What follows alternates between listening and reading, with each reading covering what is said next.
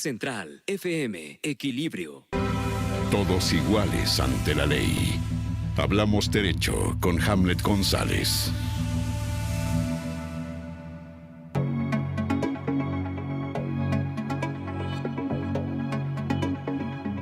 Hemos venido sosteniendo aquí en este programa que hay toda la atención del Servicio de Administración Tributaria hacia los contribuyentes cautivos, que son los contribuyentes, pues, digamos, que estamos en la economía formal, vamos a poner, porque eso de cautivo suena gacho, ¿no? Pero, ¿qué pasa con la informalidad?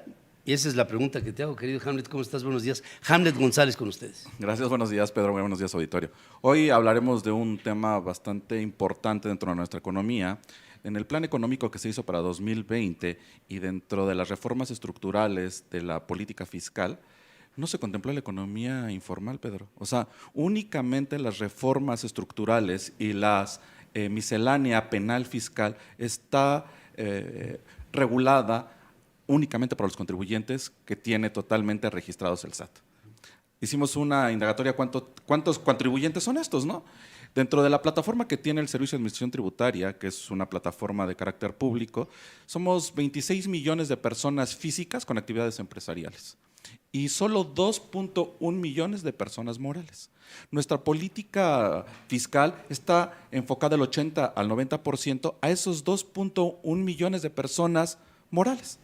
Pero no contempló esta política económica que hay del 57 al 60% de economía informal. La economía informal, Pedro, antes era un sinónimo de extrema pobreza y hoy hemos detectado en México que hay economía informal, bancarizada. O sea, que hay mucha gente de la que tiene sus propios negocios, pero no tienen el registro federal de contribuyentes, pero sí está bancarizado gran parte de su dinero. O sea, tenemos como una economía informal híbrida, ¿no? La que no tiene registro en bancos, pero la que sí tiene registro en bancos, manejan tarjetas de crédito, manejan cuentas corporativas. O sea, ese tipo de información el SAT no la analizó. O más bien, nuestros legisladores no hicieron un análisis profundo para mejorar la economía de nuestro país. Los países en proceso de desarrollo, Pedro, son los países que más economía informal tienen. Pero imagínate que, y sí voy a utilizar la palabra cautivo, porque solamente esos 26 millones de personas físicas que están registradas ante el SAT y 2 millones de personas morales, 2.121.000 y 9.136 personas morales grandes contribuyentes, son los que sostienen un país de 132 millones de personas. O sea, los que contribuyen formalmente y generas una política fiscal que los acorrala, los amedrenta, pero es únicamente para cobrarles a los que siempre le has cobrado.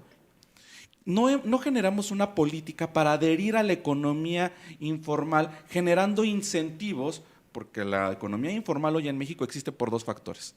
Sí es cierto, por la bancarización de su dinero, por la pobreza que existe en ciertos sectores de la población, pero también por la falta de credibilidad en el Estado. Entonces, pero goza también de los beneficios que todos tenemos, ¿no? O sea, de las estructuras. El Seguro Popular, ¿por qué nació, Pedro? El Seguro Popular nació porque vimos que dentro de nuestra economía informal no teníamos cómo contener los problemas de seguridad social para ese sector de población. Entonces dijeron, bueno, pues como no lo puedo formalizar, vamos a generar el Seguro Popular. Pero no hubiera sido más fácil, Pedro, acercarnos a los sectores, porque ¿qué crees? La economía informal es la mejor organizada. Y si no me crees, hoy date una vuelta al lado de Palacio Nacional y todo mundo tiene su puesto de su negocio en la calle y cumple con las cuotas de los líderes que están ahí. Es una forma de pagar impuestos. Es una forma de... extralegal y que no beneficia a la tesorería. Sino beneficia a ciertos sectores. O sea, al bolsillo de los funcionarios públicos que lo supervisan. Pero ¿qué crees, Pedro? En materia electoral, ¿por qué toco esta parte? Es un mix del todo. En materia electoral, cuando llega alguien al poder, lo mismo vale el INE del que contribuye al que no contribuye. Entonces, lo que no hicimos dentro de nuestra política fiscal para el 2020 fue hacer una política que incluyera la economía informal, generando, pues, oye, vamos a generar seguridad social. ¿Cómo? Pues adhiérete al Registro Federal de Contribuyentes, te voy a poner ahorita el primer año una cuota fija, una cuota moderada, vas a recibir los beneficios de los que ya gozas, porque el seguro popular pues ya era algo que sucedía y que ahora lo adhiere el seguro social, vas a después de 3 años a tener crédito para una vivienda digna. Y con eso empezamos a incentivar y hacer que nuestra economía y nuestra política fiscal, en lugar de hacerla criminal y de castigo, la vamos a hacer incluyente y activa.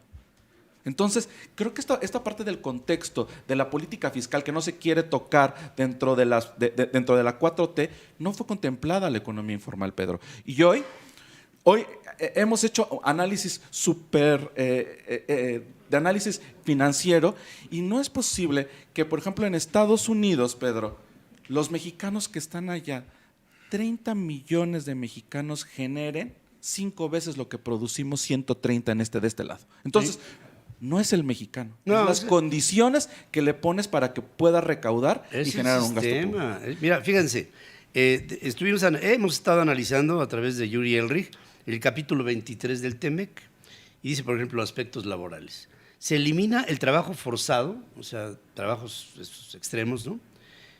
Además de abolirse las labores infantiles. No se indica que el mayor abuso infantil en el trabajo se da en la informalidad. Pero luego, como otro punto, ningún punto del capítulo laboral contempla algún tipo de acción legal en contra de la informalidad. Claro. O sea, es decir, la informalidad, incluso hasta en el propio acuerdo comercial con los Estados Unidos y con Canadá, está siendo hecha a un lado. En los Estados Unidos y en Canadá, pues esto no representa mucho porque todo es prácticamente formal. Hay algunos migrantes que llegan y en lo que se establecen se ponen en las calles, lo he visto en Washington, en fin, hay algunos lugares que se manifiesta una proporción muy pequeña de no es importante en la economía de ese país. Nada más que en México es más de la mitad. Sí, más del 57%, Pedro.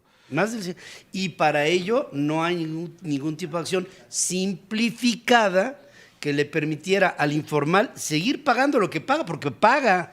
El informal paga impuestos, lo que pasa es que se los paga a un güey que es un funcionario público que lo viene a esquilmar. Los paga indirectamente. Es un pago indirecto, pero que tendría que ser formalizado para que entonces se pudieran relajar las políticas fiscales para que hubiera mayor estímulo.